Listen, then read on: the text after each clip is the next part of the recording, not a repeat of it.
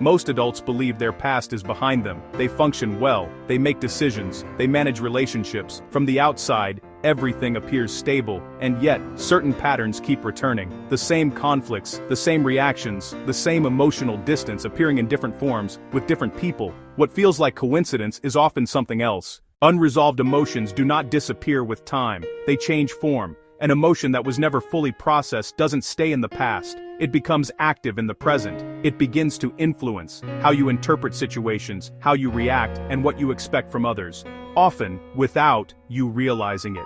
This is why adult relationships are rarely blank slates. They carry something forward, not intentionally, but automatically. Not because people want to repeat patterns, but because the nervous system remembers what the mind has learned to overlook. Unresolved emotions are often misunderstood. People imagine something dramatic, something intense, something obvious, but most of the time they're quieter. They look like disappointments that were minimized, needs that were quietly set aside, anger that didn't feel safe to express, or grief that was postponed just to keep functioning. These emotions were not avoided out of weakness. They were adapted. Because at the time, that's what allowed life to continue. But what is adapted is not always resolved. And over time, it begins to shape how closeness is experienced.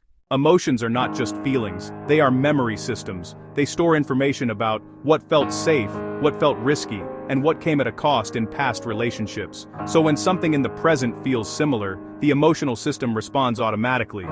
This is why reactions can feel disproportionate. A small comment triggers withdrawal.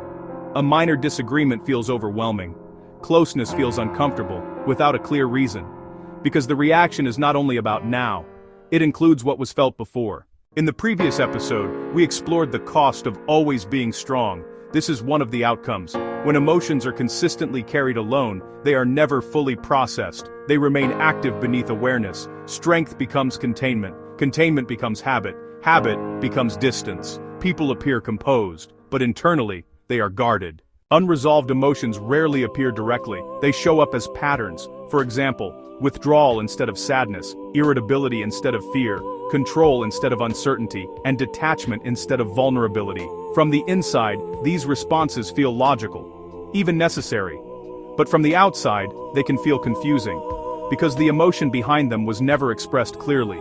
Behavior becomes the language of emotions that were never given words. Closeness is not neutral. It increases emotional exposure. It lowers defenses, and in doing so, it resembles earlier experiences, where emotions first learned how to survive. This is why unresolved emotions often surface in close relationships. Someone may function well at work, socially, and in structured environments, but struggle in private relationships, because intimacy activates deeper layers. The closer the relationship, the stronger the activation. Here's the pattern most people never see. Unresolved emotions don't destroy relationships. They quietly direct them until they are recognized. When relationships feel difficult, people look for explanations. They blame compatibility, communication style, timing, and personality differences. And sometimes, those factors matter, but often, they hide something deeper. Emotional reactions are being shaped by experiences that were never completed. So instead of understanding the pattern, people try to fix the surface. They try to fix the relationship without seeing what's shaping it underneath. Avoidance is one of the most common expressions of unresolved emotion. Avoiding conflict, vulnerability, emotional conversations, and dependence on others. In the short term, avoidance reduces discomfort. But, in the long term, it preserves the emotion. And over time, avoidance becomes distance. Many people believe that talking about emotions is enough, but expression alone does not resolve them. Because being heard matters. Being understood matters, and feeling safe matters. Expression without safety does not integrate. Sharing without being received does not resolve. Unresolved emotions don't just need to be spoken, they need to be met. When both people carry unresolved emotions, patterns begin to reinforce each other. One withdraws, the other pursues. One stays composed, the other escalates. One avoids, the other insists. Neither is wrong. Both are protecting something unfinished. Without awareness, these patterns repeat. Not because people don't want to change, but because they are reacting to an old emotional information. Resolution is often misunderstood. It's not about repeatedly revisiting the past.